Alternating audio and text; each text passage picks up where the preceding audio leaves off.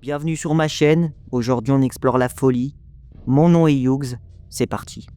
À la fin de cette vidéo, c'est obligé, vous allez ressortir très mal. C'est un homme qui à la base était issu d'une famille bourgeoise, il s'appelle Jeffrey Dahmer, il est né à Milwaukee. Il a d'abord déménagé une première fois lors de son enfance avec ses parents à l'âge de 7 ans, dans une ville de l'Ohio.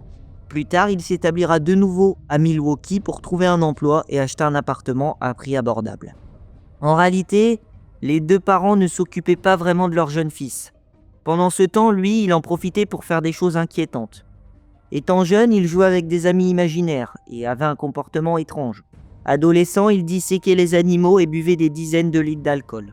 C'était par contre un garçon intelligent, un élève brillant, mais il interrompait souvent les cours en faisant l'idiot. Lorsqu'il n'était pas intéressé, Jeffrey Dahmer, il ne travaillait pas. Son père avait assuré que le malaise de son fils était dû au stress. Et il ne s'en inquiétait pas trop car lui aussi était timide et sans amis lors de son enfance. Mais la situation de Jeffrey était bien plus grave que la sienne. Il se mit petit à petit à se renfermer et souffrait d'une grande solitude.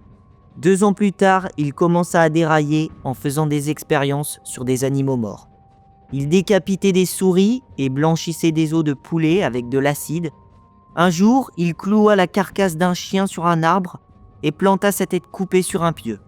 Il regarda son intérieur comme émerveillé et conserva ses organes internes dans un coin du garage. Il ne pouvait pas parler de ses problèmes à ses parents et n'arrivait pas non plus à parler de son homosexualité. Hormis cette homosexualité, il va avoir des fantasmes de mort. C'est à l'âge de 16 ans vraiment qu'il a ressenti ses premiers fantasmes. C'était d'avoir une relation sexuelle avec un bel homme sur lequel il aurait un contrôle permanent. À l'époque, il restait seul chez lui dans sa chambre où il regardait la télévision. On remarquera qu'il n'avait aucun but dans sa vie. La seule chose qu'il faisait, il fouillait les entrailles des animaux et puis au même moment, il s'intéressait aux hommes. On pourrait s'attendre à ce qu'une personne ayant des fantasmes de mort et de démembrement montre des signes de maladie mentale. Mais lui devint juste un garçon isolé et triste. Le 24 décembre 1978, le père de Dahmer se remaria avec une autre femme. Quelques mois plus tard, Jeffrey Dahmer abandonna ses études pour s'engager volontairement dans l'armée, à la recherche d'amitié et de fraternité, à défaut d'une famille. Il se retrouva alors stationné en Allemagne. Là, il découvrit un autre type de pornographie, un type beaucoup plus développé, et dépensa des milliers de dollars afin de se satisfaire. Au bout d'à peine 2 ans, il sera finalement renvoyé à cause de son alcoolisme et de ses envies de sexe complètement disproportionnées. Billy Capshaw a été violé au moins 10 fois par Jeffrey Dahmer en 1980 alors qu'ils étaient tous les deux soldats. C'était un jeune qui n'avait que 17 ans à l'époque et qui dormait dans la même chambre que lui. Le jeune raconte qu'il a été violé dès la première nuit. Il se faisait attacher au barreau du lit avec un câble de treuil pour ensuite être tabassé et violé. Il a fini par sauter de la fenêtre du 3e étage pour lui échapper. Il a été emmené au dispensaire, mais les médecins n'ont pas cru à son histoire de viol. Capshaw a été renvoyé dans sa chambre, avec Dahmer, qui a recommencé à le malmener. Il a fait une grave dépression et il lui faudra 26 années de sa vie avant de pouvoir en parler. Preston Davis, une autre jeune recrue, a été droguée et violée par Dahmer dans un véhicule blindé et a quitté l'armée traumatisé. En mars 1981, revenu à la vie civile, il accepta finalement son homosexualité et devint un habitué des bars gays de Milwaukee. 1 an plus tard, il s'installa dans la maison de sa grand-mère à West Allis. En août de la même année, il fut arrêté pour exposition publique indécente car il s'était masturbé sur des jeunes garçons dans la rue. Il commença enfin à draguer les hommes à cette période, mais ses délires tordus allaient de plus en plus loin. Un jour, il fut mis à la porte d'un bain public pour avoir drogué l'un de ses partenaires. Il alla même jusqu'à voler un mannequin dans un magasin de Boston pour apaiser ses envies. Je vais vous faire un petit résumé, victime par victime.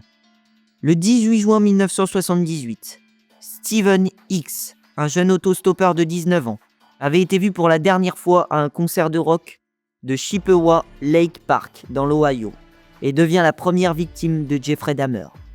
Il avait attiré l'attention du tueur car il était torse nu sur le bord de la route. On retrouvera ses os broyés et pulvérisés en 1991 dans les bois qui se trouvaient derrière la maison d'enfance de Dahmer. En réalité, le jeune homme avait été battu à mort et étranglé avant d'être démembré, décapité et vidé de son sang. 9 ans plus tard, le 20 novembre 1987, Steven Tuomi, 25 ans, est tué dans une chambre d'hôtel à Milwaukee. Dahmer l'avait tué et avait tenté d'arracher son cœur durant la nuit, alors qu'il était totalement ivre. Cela reste cependant le seul meurtre qu'il n'a pas prémédité. Le corps a été démembré et transporté dans une valise grand modèle, qui a été ramenée dans la maison de sa grand-mère. Après plusieurs jours, les restes ont été jetés à la poubelle. Ils n'ont jamais été retrouvés depuis. Le 16 janvier 1988, Dahmer rencontre James Dockstader, un adolescent de 14 ans, devant un bar gay. Après l'avoir emmené chez sa grand-mère sous prétexte de prendre des photos contre $50, Dahmer l'étrangle et garde son corps dans le sous-sol. Pendant une semaine, il continuera d'avoir des relations sexuelles avec le cadavre avant de le démembrer et de s'en débarrasser. 24 mars 1988, Richard Guerrero est drogué et étranglé dans la chambre de Dahmer à West Allis. Dahmer démembre une nouvelle fois le cadavre dans le sous-sol. Ensuite, il dissout la chair dans de l'acide et jette les os à la poubelle. Il décidera de conserver son crâne en faisant bouillir la tête. 3 ans plus tard, il sera retrouvé avec les parties génitales lors de l'arrestation. 25 mars 1988, Jeffrey Dahmer drogue et étrangle Anthony Sears. Il conservera entièrement son squelette dans la maison de sa grand-mère. Le crâne et les organes génitaux seront retrouvés dans une armoire 3 ans plus tard, le jour de l'arrestation. 20 mai 1990, Raymond Smith, un homme de 32 ans, est tué dans le nouvel appartement où auront lieu les pires horreurs. Il l'a rencontré dans une taverne, l'a ramené chez lui et l'a sauvagement étranglé sur le sol de la cuisine. Le crâne a été conservé et peint avec une bombe de peinture. 14 juin 1990, Edward Schmidt, qui connaissait personnellement Jeffrey Dahmer, est tué de la même façon. Dahmer acidifie ensuite son squelette et détruit involontairement son crâne en le faisant cuire dans le four.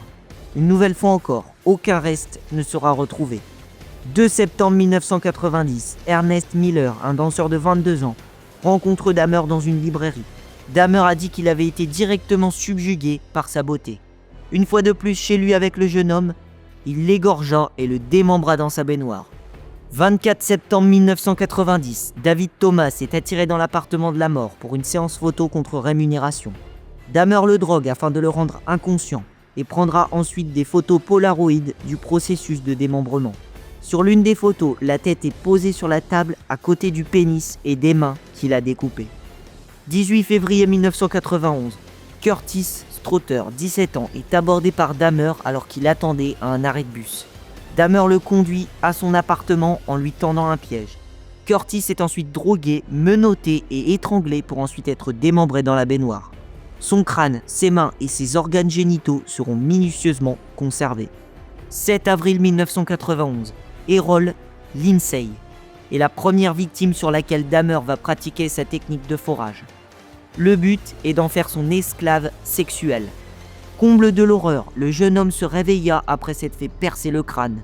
Il sera finalement étranglé. 24 mai 1991, Tony Hughes, un sourd-muet de 31 ans, est conduit dans l'appartement pour une séance photo.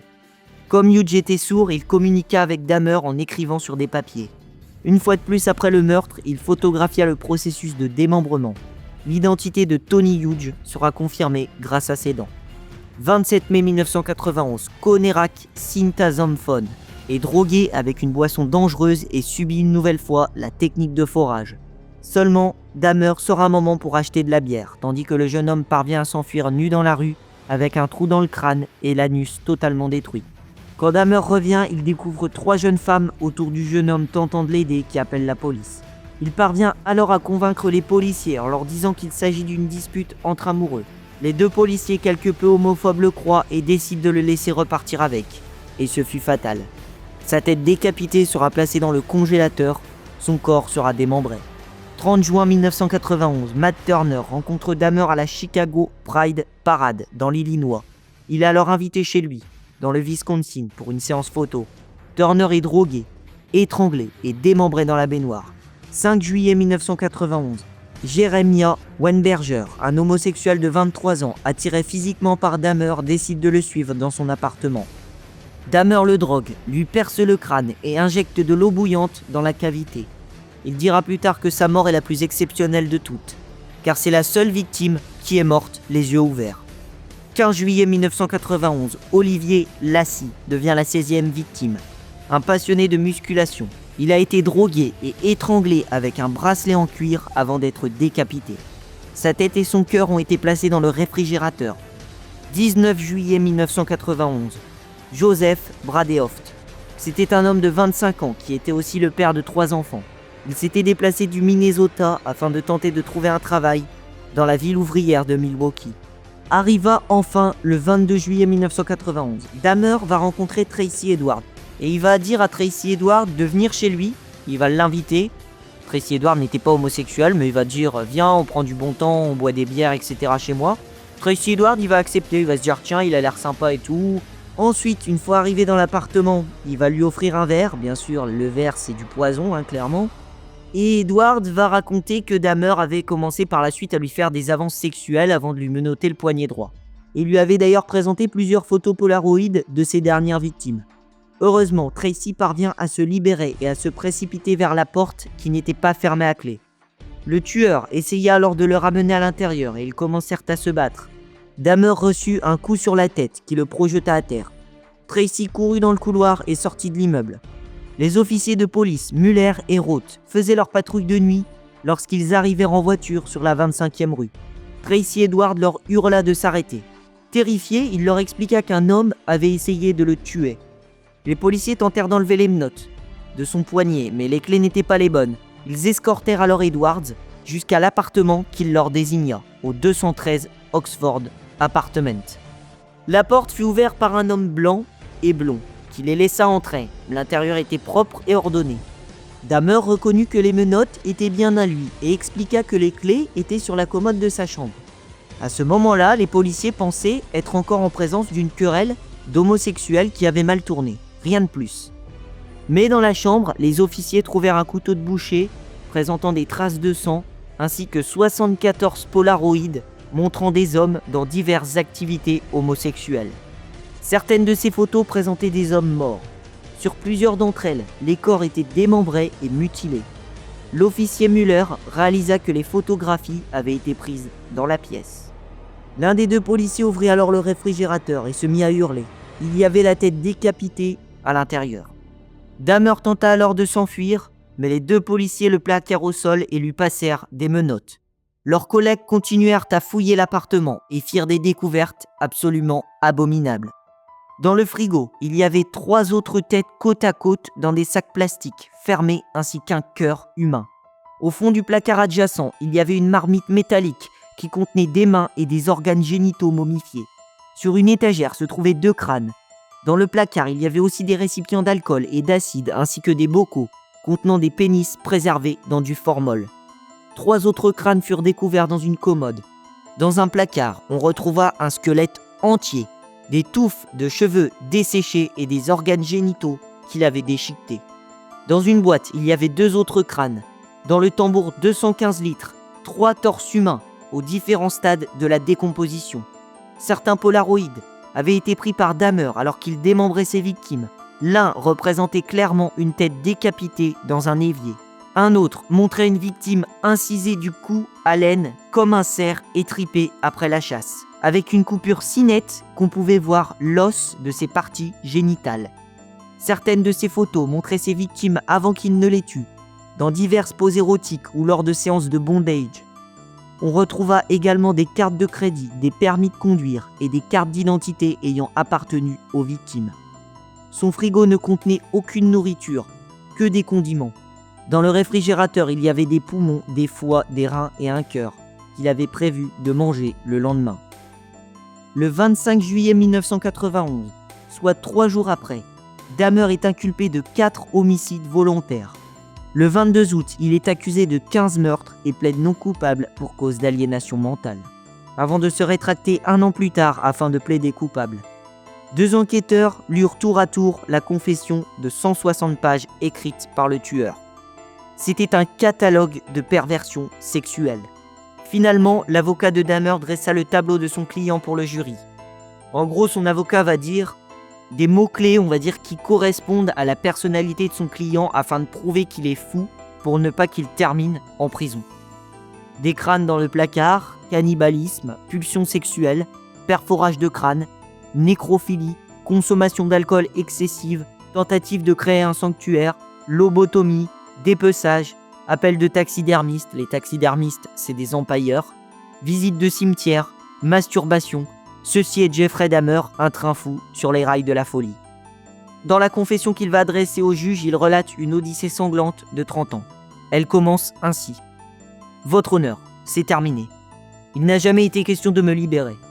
Je ne voulais pas la liberté. Franchement, je voulais la mort. Il fallait dire au monde que j'ai fait ce que j'ai fait, mais pas par haine. Je n'ai jamais haï personne. Je savais que j'étais malade ou mauvais, ou les deux. Maintenant, je crois que j'étais malade. Je sais le mal que j'ai causé. Remerciez Dieu, car je ne pourrai plus faire de mal. Je crois que seul le Seigneur Jésus-Christ peut me sauver de mes péchés.